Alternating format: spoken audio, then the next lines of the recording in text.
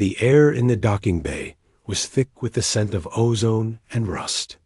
The human freighter, a battered box of a ship known as the Stalwart, sat between two sleek, elegant yachts, looking distinctly out of place.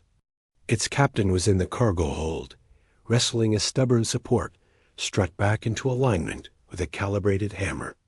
He was a large man, his frame built for labor, his hands scarred and capable. A frantic skittering sound made him pause.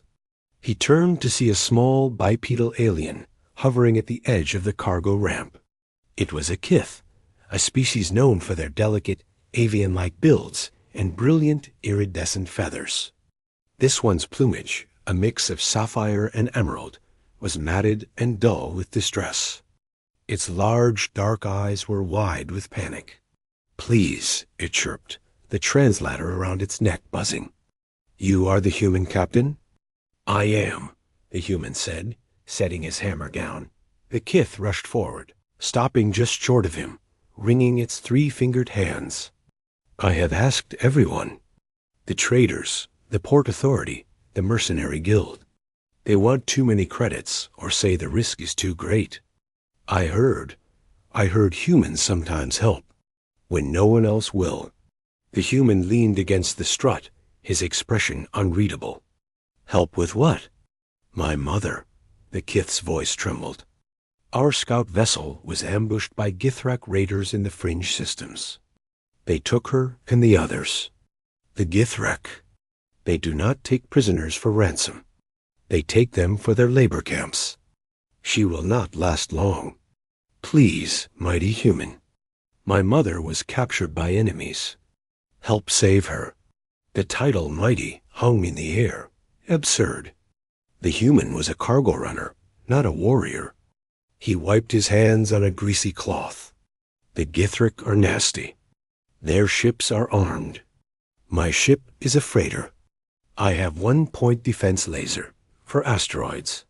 I have coordinates," the kith pleaded. Their ship was damaged in the ambush. Their scans showed it was limping toward the debris field of the old Helios cluster. It would be a slow trip. We could intercept. You would not have to fight. Just get close.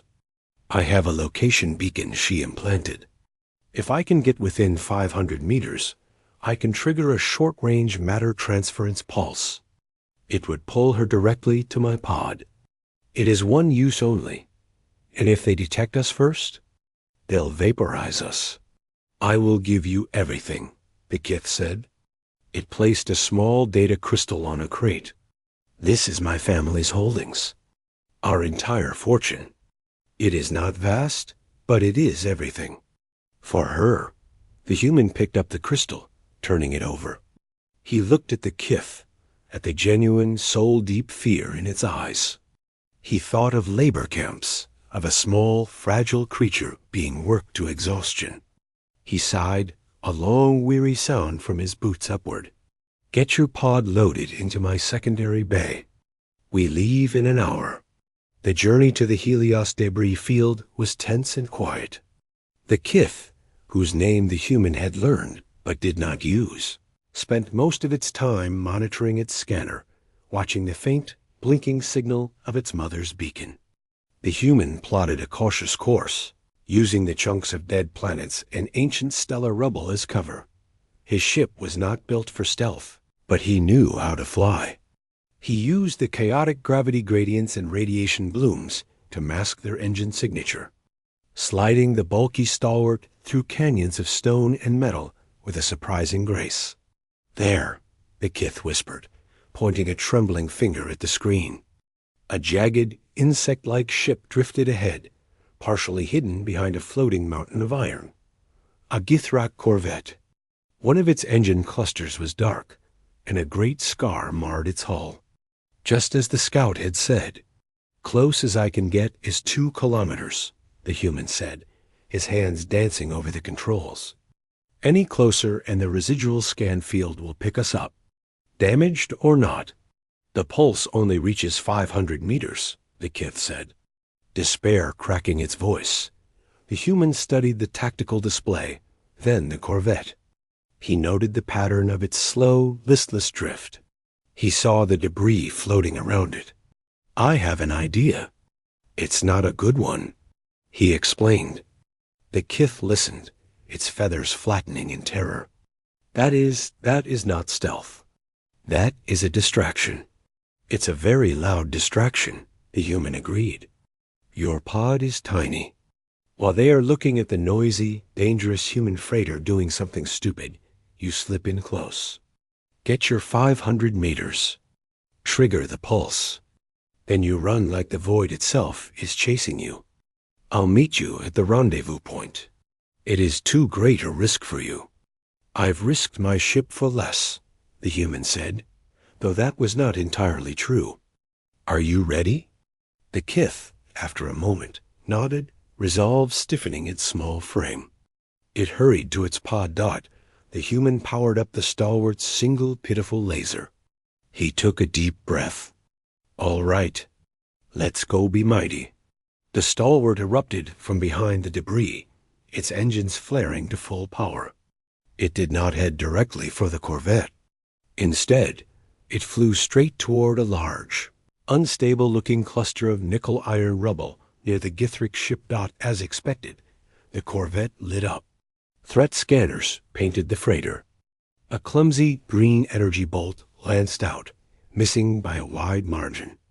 The human ignored it. He fired his point defense laser, not at the ship, but at the base of the floating rubble mountain. The laser heated the metal, causing a sudden, violent expansion. With a silent, brilliant flash, the cluster shattered. Thousands of fragments, from pebble-sized to boulder-sized, exploded outward in a cascading wave, pelting the corvette's shields and hull with a deafening rain of shrapnel. Alarms blared on the Githrak ship. It began to turn, its weapons searching for the source of this chaotic assault. To them, it looked like a bizarre, aggressive act by a clearly outgunned opponent. While the spectacle unfolded, a tiny, unremarkable pod, its emissions scrubbed to near zero, detached from the stalwart and drifted, slow and dark, on a perfectly calculated trajectory toward the corvette's wounded flank. On the bridge of the stalwart, the human jinked the ship, riding the shockwave of the debris explosion. Another energy bolt seared past the viewport. A piece of shrapnel the size of his head slammed into the hull, buckling a plate. Warning lights flickered. He was dancing on a wire. Any direct hit would be the end. He watched the scanner. The tiny blip of the pod crept closer to the larger blip of the corvette. 4 kilometers.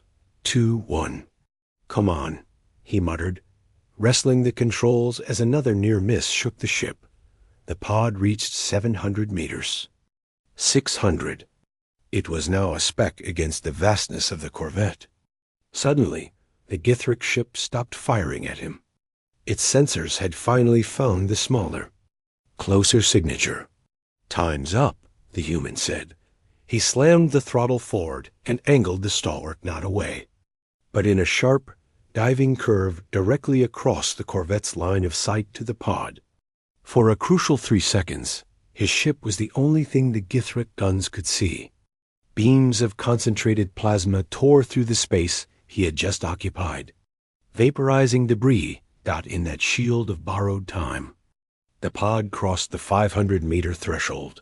Aboard the pod, the kith slammed a button. A silent, invisible pulse shot forth. Deep within the corvette, in a dark, foul-holding cell, a tired old kith felt a sudden, gentle tug. In an instant, she was gone, rematerializing in the safety pod beside her child. The reunion was a burst of soft, joyful chirps. The human saw the pod's engines flare as it spun and shot away into the debris field. Good. Now he had to save himself. The enraged corvette, realizing the trick, turned all its fury on the stalwart. The human flew not like a pilot, but like a madman. He wove through the remaining debris, using it as a shield, letting shots hit rocks instead of his hull. He pushed the freighter's engines past their safety limits, feeling the groan of stressed metal through his seat. A final, well-aimed shot grazed his primary engine array. The ship shuddered violently, and half his consoles went dark. But the impact also shoved him into the shadow of a massive planetoid fragment. He killed all power, plunging the ship into darkness and silence. He floated, a dead piece of rock among rocks for long minutes. The Githric ship searched, but it was damaged, its sensors imperfect. Frustrated, and having lost its prize, it eventually powered down and began its slow, limping retreat into the deeper void. Only then did the human risk a trickle of power. He limped the wounded stalwart to the hidden rendezvous point. The airlock cycled. The kith stood there, its mother held close in its arms. The older kith's feathers were gray and frayed, but her eyes were bright. She looked at the human, at his scorched and battered ship, at the exhaustion on his face. The younger kith extended the data crystal. Our fortune, as promised. The human looked at it, then at them. He shook his head. Use it to get her home. Get her safe. The kith stared. But why? You risked everything. The human leaned against the battered bulkhead. He thought of explaining concepts like compassion, of doing the right thing simply because it was there to be done. But it felt too grand. She's your mother, he said, his voice a low rumble in the quiet ship. That's enough. He turned back to survey the damage to his hold. Behind him, the two kith stood together, their quiet, thankful chirps filling the space that words could not. The stalwart, wounded but flying, turned its nose toward home, carrying its simple, powerful cargo.